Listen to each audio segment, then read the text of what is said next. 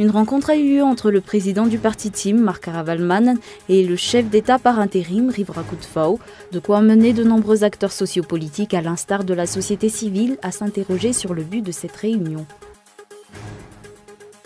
D'après certains rapports, le nombre d'électeurs dans tout Madagascar a augmenté. D'autre part, certains problèmes ont été relevés dans la liste électorale, d'après les résultats de l'audit effectué par l'Organisation internationale de la francophonie, malgré le fait qu'elle ait validé l'utilisation de cette liste pour l'élection présidentielle. Aux Maldives, les partisans de l'opposition ont célébré la victoire d'Ibrahim Mohamed Soli. Le partisan sortant a fini par accepter sa défaite.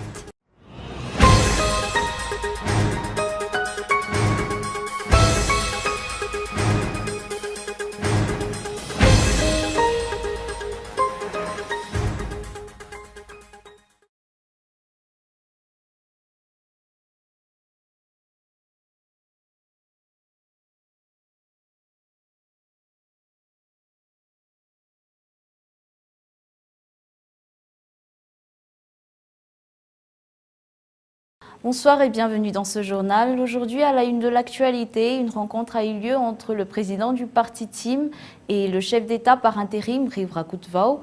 Une réunion qui a amené de nombreux acteurs sociopolitiques, à l'instar de la société civile, à se poser certaines questions. Reportage Oumna Sain et Andra Arson.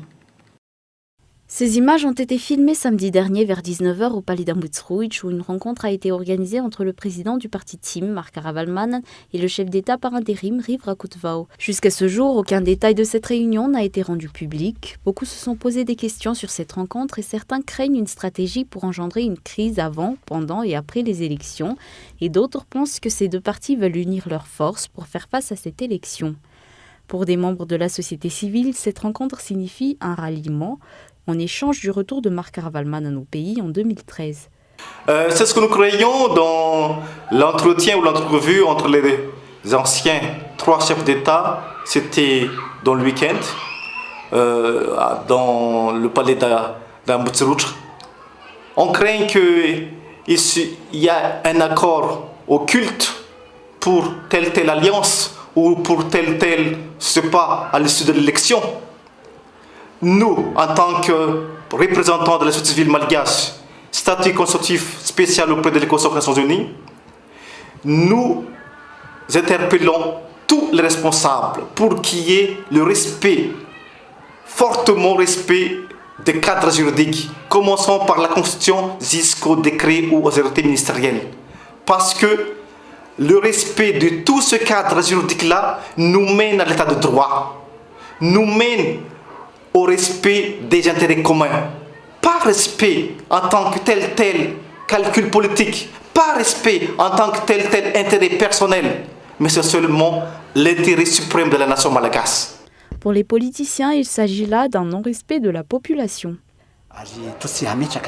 Le respect des élections n'est pas de mise. Certains préparent toujours quelque chose en coulisses. Là, il s'agit d'une alliance contre nature et pourtant l'élection devrait être faite dans un respect total du peuple. Cette situation étonne les observateurs puisque le chef d'État par intérim enfreint les lois en recevant discrètement un candidat à l'élection présidentielle dans un palais présidentiel. Un fait qui amène à se demander si certaines personnes se considèrent réellement comme étant au-dessus de la loi.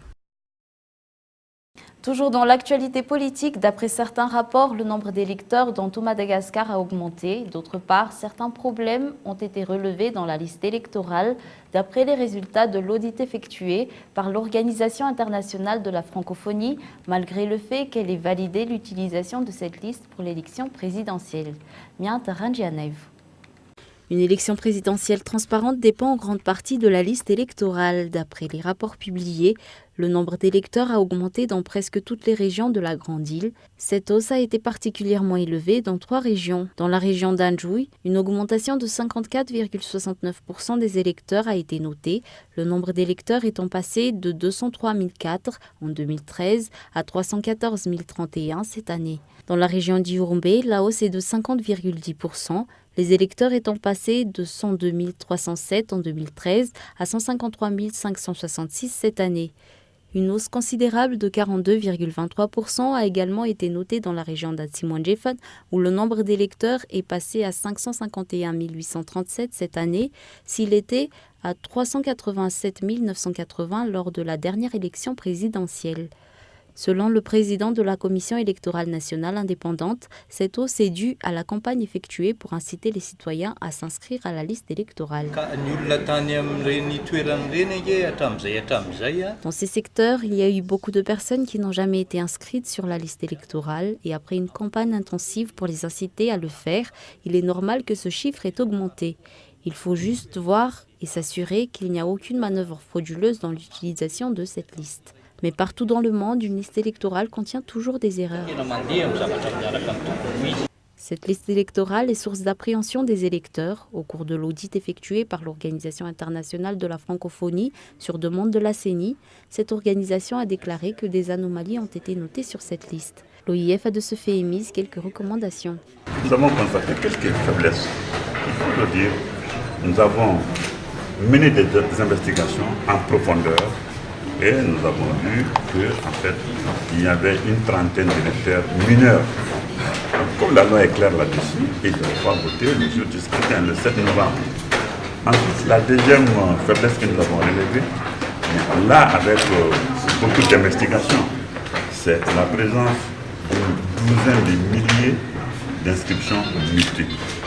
Et là aussi, c'est parce que nous avons, sincèrement, la CENI avait déjà relevé de 156 000, mais nous avons vraiment identifié une douzaine de milliers de multiples inscriptions. Et nous avons fait des propositions dans ce sens. D'abord, sur le plan juridique. Actuellement, outre la multiplication des bureaux de vote, l'augmentation considérable du nombre d'électeurs soulève des doutes auprès de la population. Cette hausse du nombre d'électeurs est surtout constatée dans les zones reculées, telles que le Sud, qui vit dans une insécurité constante. La population craint des fraudes électorales et se demande comment vont se dérouler les suivis des élections dans ces zones. Outre cela, la CENI a déclaré qu'elle allait publier les recommandations émises par l'OIF. Reste à savoir si les responsables de l'organisation de cette élection vont en tenir compte. Sur un tout autre sujet, l'investiture d'un nouveau chef d'État doit absolument se faire le 25 janvier 2019. Un report de l'élection présidentielle prévue n'est pas envisageable. C'est ce qu'a déclaré le président de la Haute Cour constitutionnelle ce jour, après l'atelier tenu à Antanaren avec la participation de la CENI et de l'OIF. Reportage Feizour Rafai. La tenue de l'élection présidentielle devrait se faire comme le prévoit la Constitution, selon le président de la Haute Cour constitutionnelle, Jean-Éric Rakoutoarsou. Si cette année l'élection a été anticipée afin que le premier tour du scrutin soit effectué le 7 novembre prochain, le président de cette institution a renforcé aujourd'hui qu'il n'est plus possible d'ajourner cette descente aux urnes.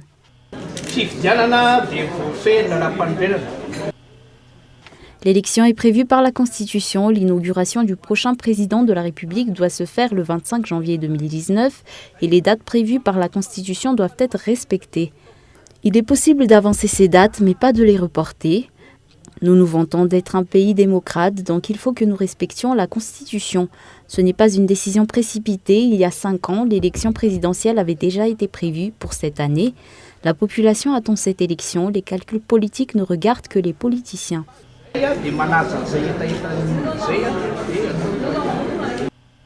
D'autre part, le président de la HCC a déclaré avoir une certaine expérience en matière d'élection. La population attend de cette institution qu'elle se conforme aux lois en vigueur et qu'elle ne fasse pas preuve de subjectivité.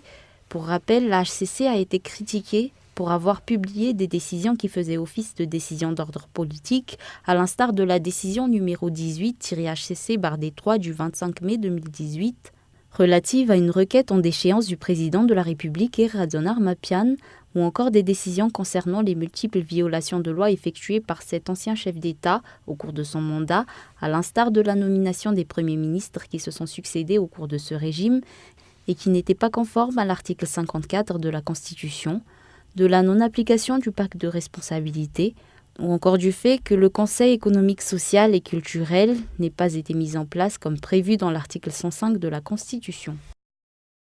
Dans l'actualité économique, cette année, la production de girofle risque de ne faire que 10% de la production de l'année dernière, d'après les producteurs du district de Vavanten, dans la région d'Analandsroof. Une situation causée par les changements climatiques. La majeure partie de la production est destinée à l'export et Madagascar se trouve actuellement en seconde position après l'Indonésie en matière de production de girofle. La grande île couvre près de 42% du marché mondial. En 2015, 51,9% de la production de l'île Rouge était destinée à l'Inde et 13,2% au Singapour. En 2 ans, la production a augmenté dans la partie sud-est du pays, passant de 3 311 tonnes en 2016 à 4 150 tonnes en 2017. Pour rappel, les champs de girofle dans ce secteur s'étendent sur près de 5 000 hectares. Dans l'actualité sociale, la deuxième série des examens pour le baccalauréat technique a débuté ce jour. Comparé à la première, le taux d'absence a diminué. D'autre part, le nombre d'élèves choisissant d'opter pour la branche technique augmente chaque année, d'après les explications. Reportage Michela Ranardzone. Les épreuves du baccalauréat technique ont repris ce jour. Il s'agit de la deuxième série qui a débuté avec l'épreuve de l'économie. Au centre d'examen du lycée technique commercial d'Ampeflou, 2% des 625 candidats inscrits ne se sont pas présentés, un taux assez bas comparé à la première série. Cette première journée s'est déroulée sans problème. 2% des candidats ne se sont pas présentés aujourd'hui, alors que pour la première partie, la partie générale, 5% ont été absents. D'autre part, la branche technique permet d'accéder plus facilement au milieu professionnel, selon les explications d'un responsable. Dès la première année, on commence à les former afin qu'ils puissent directement accéder au secteur professionnel après le bac. Ils pourront de ce fait choisir s'ils vont poursuivre avec des études supérieures ou accéder directement au milieu professionnel après le baccalauréat. Notons qu'actuellement, le progrès est axé vers le secteur professionnel. Chaque année, on note une hausse de près de 6 000 élèves choisissant d'opter pour l'option technique. Ils sont ainsi passés de 36 000 en 2017 à 42 415 cette année. En général, il existe près de 29 options en ce qui concerne la formation professionnelle. Les options gestion et commerce étant les plus prisées. Cette deuxième série va durer 4 jours et prendra fin jeudi. Brièvement sur les grands points de ce journal, une rencontre a eu lieu entre le président du parti TIM et le chef d'État par intérim Rivra Kutvao samedi dernier au palais d'Ambotsruch. D'après certains rapports, le nombre d'électeurs dans tout Madagascar a augmenté. D'autre part, certains problèmes ont été relevés dans la liste électorale d'après les résultats de l'audit effectué par l'Organisation internationale de la francophonie. À l'international, aux Maldives, les partisans de l'opposition ont célébré la victoire de Ibrahim Mohamed Soli. Le partisan sortant a fini par accepter sa défaite. Et voilà, c'est la fin de cette édition. Au nom de l'équipe qui l'a préparée, je vous remercie de votre attention et vous donne rendez-vous demain pour un nouveau journal. Au revoir.